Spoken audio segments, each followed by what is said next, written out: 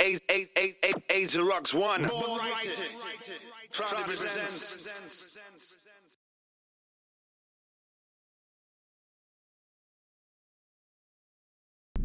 I actually write 3 names, but my public name I go by is Shan, which is just a shortened version of my actual first name, and I do not belong to a crew. How I got into graffiti would be started really young. When I was a kid, I would just grab crayons and random things and draw on the wall at school and at home. So I was always getting into some type of trouble doing that as a kid. But in my adulthood, it wasn't until about 2 years ago that I went and bought some Rust-Oleums. I was just spray painting on some paper in the background and then didn't end up touching those for a while longer. It wasn't until about like 6 months ago, actually, that my anxiety was so crippling. I could barely even do anything. And I found that watching Weckman's videos on YouTube were the only thing that was helping to relieve me, just relax me a little bit. So I thought, I mean, if watching Weckman tag on YouTube is going to help my anxiety, maybe going out and doing it would help my anxiety, which of course I found it did. When I first started my YouTube channel, I did receive a lot of negativity from males, but after that, it died down really quickly. If I don't have time for a nice cartoon piece, I'm gonna have to go with tags for sure. Graffiti brings healing to my life because it gives me a purpose and this motivation to wake up every day, figure out what piece I'm going to work on, what sketch I'm going to do, like what supplies I need, and as well as just being creative and being in the moment doing it, it is really healing to my PTSD. I think being a female writer on YouTube has its advantages and disadvantages. The disadvantages would be people are going to see me being a female and automatically write off what I have to say. But then you have people who are going to see that and be very interested in what I have to say. So I think that itself evens it out, and it's not going to make a difference to make the channel grow faster.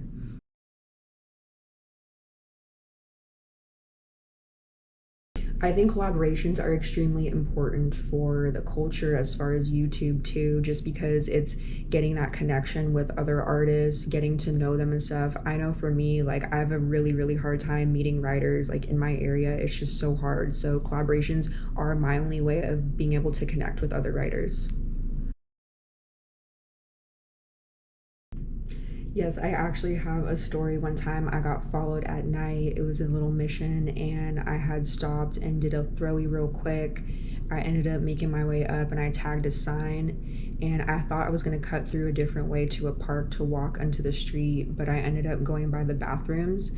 So apparently a guy who was following me didn't realize this, and so he kind of just got stuck there like in the spotlight staring at me, and it was just really scary, and my gut dropped, just very bad feeling. You could tell bad intentions, and he ended up taking off into the street and disappeared, but very scary.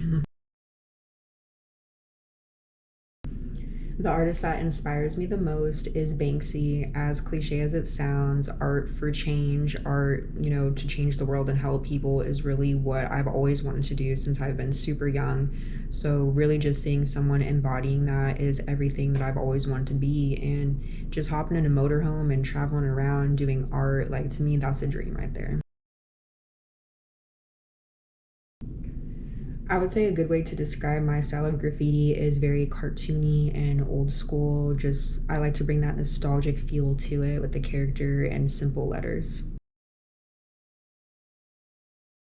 The story behind my channel's name, Tags and Tunes, is it's just two of my favorite things, graffiti tagging and old school cartoons. So I want to give people a preview of what the channel is going to be about, just more than graffiti tags, actually having the cartoon element to it. And of course, I like that it both started with a T. Right now, I would say the country that has the best scene, from my opinion as an American, is Spain. Every time I open up my phone on Instagram, every time I go on YouTube, it just seems like Spain has so much to it. There's just always something being tagged in Spain, so Spain's where it's at. I'm trying to go there. My top 10 writers are Weckman, of course, Lady K, Rest 12, Rebel 813, Chaka, Boogie, Dracos, Acker, Akus, and Apexer. My top choice for pens, inks, and paints would probably be the Uni PX30 marker, any color cubic brand dripper, the Montana Street Dabber, and the Street Ink refill.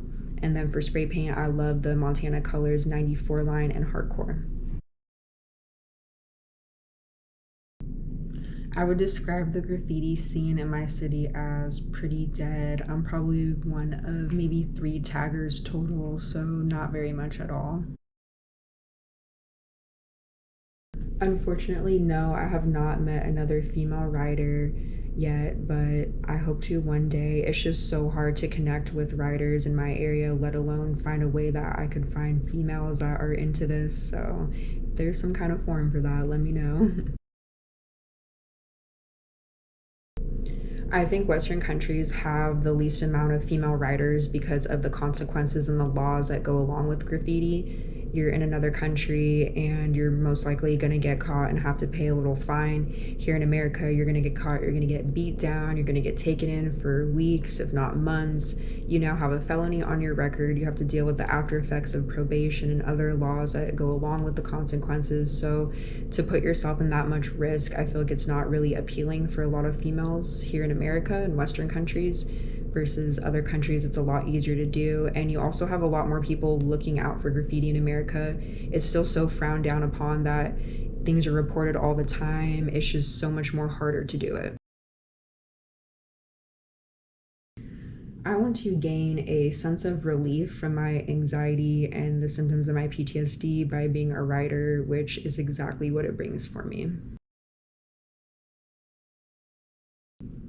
Old school, always and forever.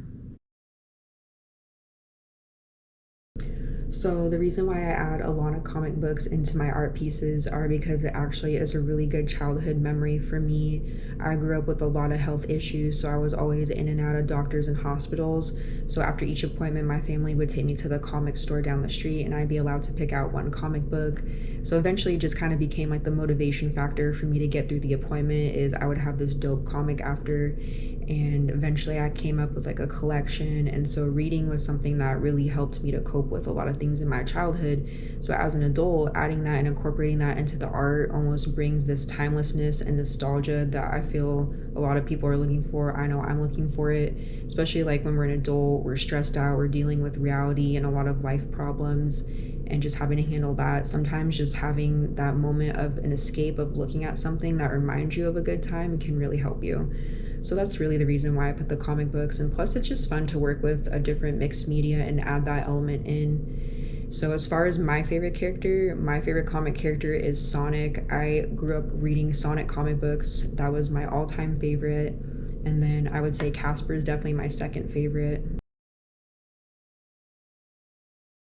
Huge shout out to A's Born Writer for typing up these dope questions, putting this all together, really highlighting the graffiti culture on YouTube. Also, big shout out to the YouTube graffiti community.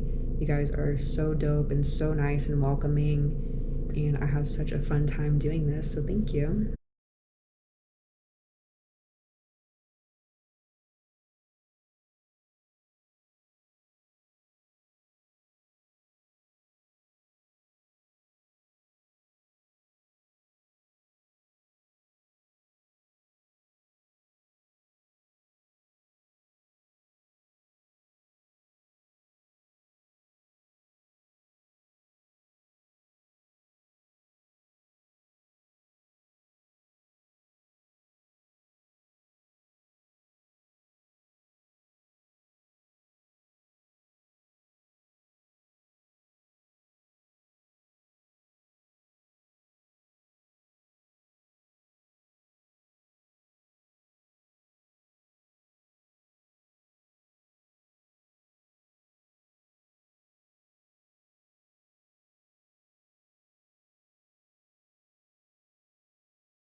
If you like what we're doing, hit a like and subscribe.